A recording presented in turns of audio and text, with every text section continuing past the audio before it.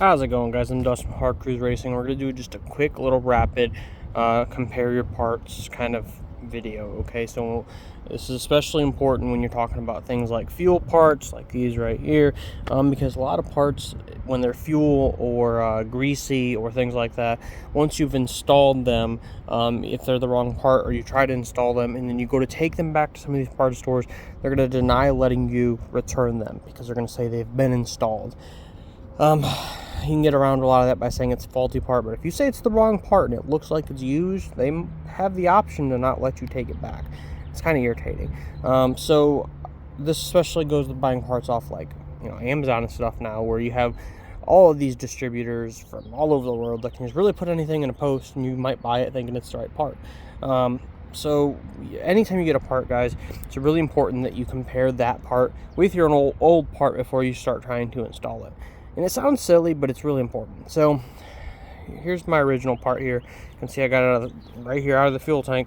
It's an 05 Dodge 3500 dually Cummins 2-wheel drive. All these other cool specs. I had some issues down there. This pump had actually fallen apart.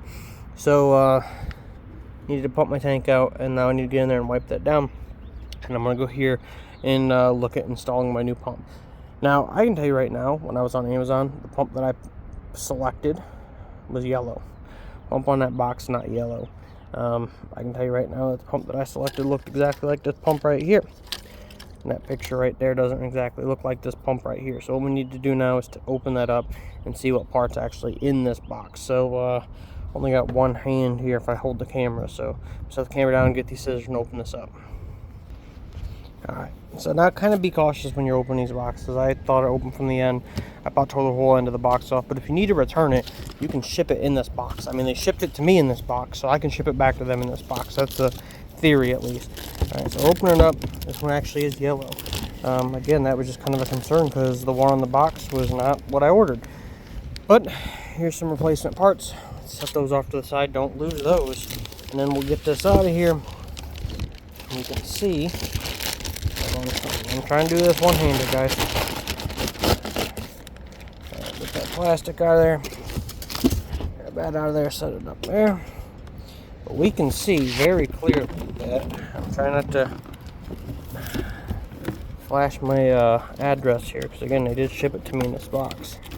Flip that over, but we can see that it's not that pump, which is a good thing, guys, because I ordered this pump, but of course when I got it in the box and I seen that on the outside, I was a little bit concerned. So again, this is why you need to pull things out and inspect them. So coming over to these pumps now, inspecting for a few things. First off, our connections. So we're gonna align our connections up here at the top.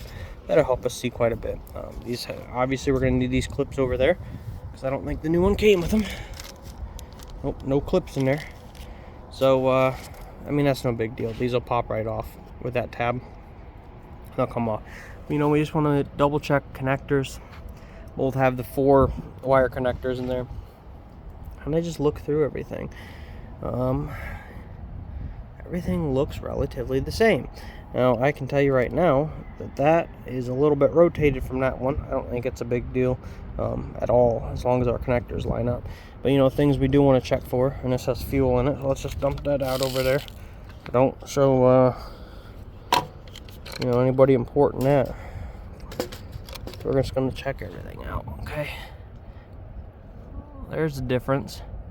I don't know if that's going to be a big important difference. See this right here? It's a screen on the bottom. We don't have a screen on the bottom of this one. Something we can look into. But that is a difference. Okay, and that's what we're looking for. Now the main pickup is actually inside of here on both these pumps. So I don't think that screen on the bottom is going to be a big deal. But of course it does need to be thought about because we get low on fuel. That screen is what's picking fuel up, but I think we have this hole right here. So while we don't have that screen, we do have a way for it to pick up fuel into this bowl once we start getting low. And that's kind of the big deal here, is we don't have that here. But on this one over here, we do. If we kind of just look down in there and look this way, we do have that little area right there where it'll pick up fuel when we get to low fuel. So I think that'll be fine, okay? The other thing is the float. Here's this one. You can see the float over here. Now that one's obviously in the bag, but we just do want to check float operations, because, and that's going to clip right into here, and more importantly it's going to clip into this arm back here. Oh, I'm on focus. It's going to clip into that arm back there. That's important, mainly because, you know, if you have different types of floats or different float level, it's not going to show the correct fuel level on your new pump in your tank. So these are just some things that you want to look for, guys. Correct wiring, correct hookups, and again, hookups, we're talking about fuel hookups, so this will come off and have the correct fuel hookups. These are variable in height, so it should press against the bottom of this tank, and you can see where there's this little area right there where it needs to press down into, which I do. Again, you know, if you're going to take your fuel pump out, check it and clean it out. So that's why I pumped all the fuel into the can down here, so you can just see where this one's broken off, but they are adjustable in height, so this will work even though that bottom's different. Again, we'll go to this bottom. That bottom is different, okay, but what this has is a screen to allow that low fuel level to get up into there, where this has this little hole to allow that low fuel to flow up into there. I don't like that they're different, but I'm sure it'll be fine. So yeah, same diameter up on top. We can see everything looks the same. Now this goes with any part, guys. I don't care if you're buying coils. I just bought coils. Let's go look at coils for a motorcycle quick.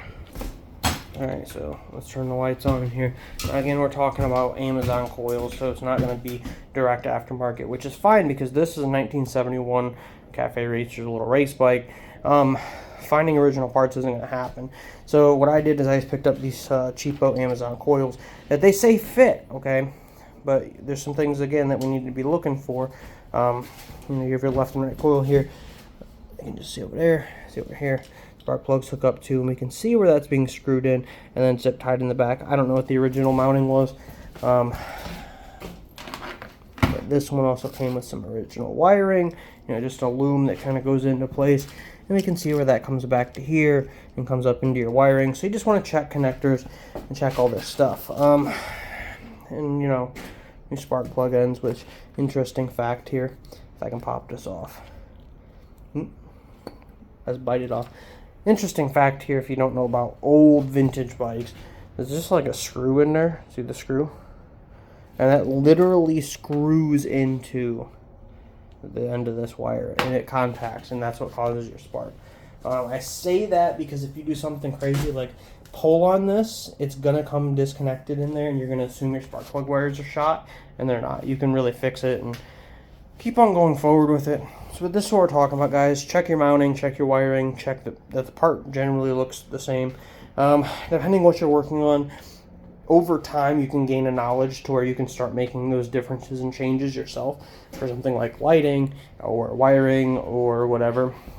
But you need to, you know, you need to learn some of that before you go and just buy parts and throw them on. You can't just throw parts at it, okay? Because if you do something dumb, like put the wrong part on there, and it's let's say it requires less amperage, and then now you're melting parts, you're gonna blame the part instead of blaming yourself for a mistake that could have been avoided by comparing parts. So, get my hand out the way. So I'm just going to directly post this up. I'm not going to do no fancy editing or nothing today. I just really wanted to get that information out there because comparing parts is important. Again, depending what the part is, some places don't want you to return them, especially if it's gas, fuel, oils, things like that. It could be the wrong thing, but if you put it on the car, you get it oily or grimy, they won't accept it back. So this is where just compare your parts right out of the box up front. And the nice part is, okay, I could have compared parts on Saturday when that part arrived. Now it's Monday. My original delivery date was for Monday, so I had no expectations of working on my truck until Monday when I had time.